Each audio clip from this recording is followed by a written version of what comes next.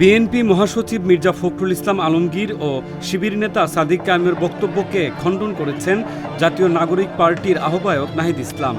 আজ বৃহস্পতিবার verified Facebook পেজে তিনি এ নিয়ে একটি দীর্ঘ স্ট্যাটাস দিয়েছেন। স্ট্যাটাসটিতে জাতীয় সরকার গঠন প্রক্রিয়া, ছাত্রশক্তির জন্ম এবং অভ্যুত্থান পরবর্তী বিভিন্ন ঘটনার বিষয়ে নিজস্ব অবস্থান তুলে ধরেছেন নাহিদ ইসলাম। স্ট্যাটাসে বলা হয়েছে, বিএনপি মহাসচিব জনাব মির্জা ফখরুল সম্প্রতি একটি সাক্ষাৎকারে বলেছেন, জাতীয় সরকারের কোনো প্রস্তাবনা ছাত্রদের পক্ষ থেকে তাদের দেওয়া হয় নাই, তারা অন্য মাধ্যমে প্রস্তাবনা পেয়েছিল। এই বক্তব্যটি সত্য নয়। 5 আগস্ট রাতের প্রেস ব্রিফিংয়ে আমরা বলেছিলাম আমরা অন্তর্বর্তীকালীন জাতীয় সরকার করতে চাই। সেই প্রেস ব্রিফিংয়ের পরে বিএনপির ভারপ্রাপ্ত চেয়ারম্যান জনাব তারেক রহমানের সঙ্গে আমাদের ভার্চুয়াল মিটিং হয়। সেখানে বৈষম্য বিরোধী ছাত্র আন্দোলনের পক্ষ থেকে জাতীয় সরকার ও নতুন সংবিধানের প্রস্তাবনা দেওয়া হয়েছিল। তারেক রহমান এ প্রস্তাবে সম্মত হননি এবং নাগরিক সমাজের সদস্যদের দিয়ে নির্বাচনকালীন অন্তর্বর্তী সরকার গঠনের সাজেশন দেন।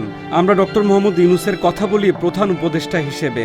7 আগস্ট ভোরবেলা বিএনপি মহাসচিব মির্জা ফখরুলের বাসায় আমরা ওনার সঙ্গে অন্তর্বর্তী সরকার ও উপদেষ্টা পরিষদ নিয়ে আলোচনা করি।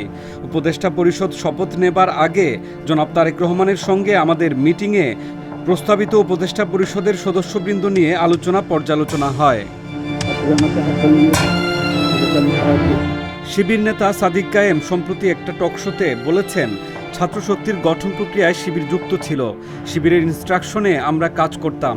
এটা মিথ্যাচার। গুরুবার আড্ডা, পাঠচক্রের সঙ্গে জড়িত একটা অংশ এবং দাবি ছাত্র অধিকার থেকে পদত্যাগ করা একটি অংশ মিলে ছাত্রশক্তি গঠিত হয়। সঙ্গে জাহাঙ্গীরনগর বিশ্ববিদ্যালয় বা জাবির একটা স্টাডি সার্কেলও যুক্ত হয়।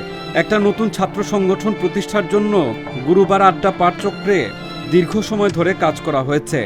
আমরা ক্যাম্পাসে 8 বছর রাজনীতি করছি, ফলে প্রকাশ্য ও অপ্রকাশ্য সব সংগঠন ও নেতৃত্বকে আমরা চিনতাম এবং সকল পক্ষের সঙ্গেই আমাদের যোগাযোগ ও সম্পর্ক ছিল। সেই কারণে ঢাবি শিবিরের সঙ্গেও যোগাযোগ ছিল।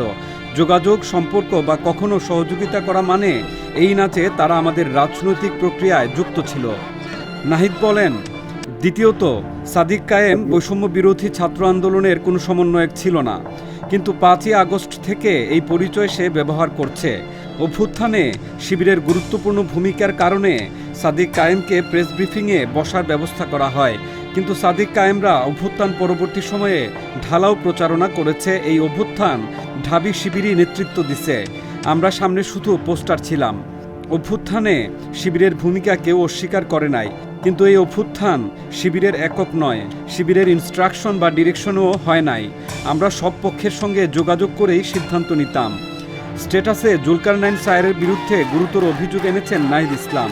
তিনি বলেছেন, গত 2 আগস্ট 2024 রাতে জুলকারনাইন স্যারেরা একটি সেনা অভ্যুত্থান করে সামরিক বাহিনীর এক অংশের হাতে ক্ষমতা দিতে চেয়েছিলেন।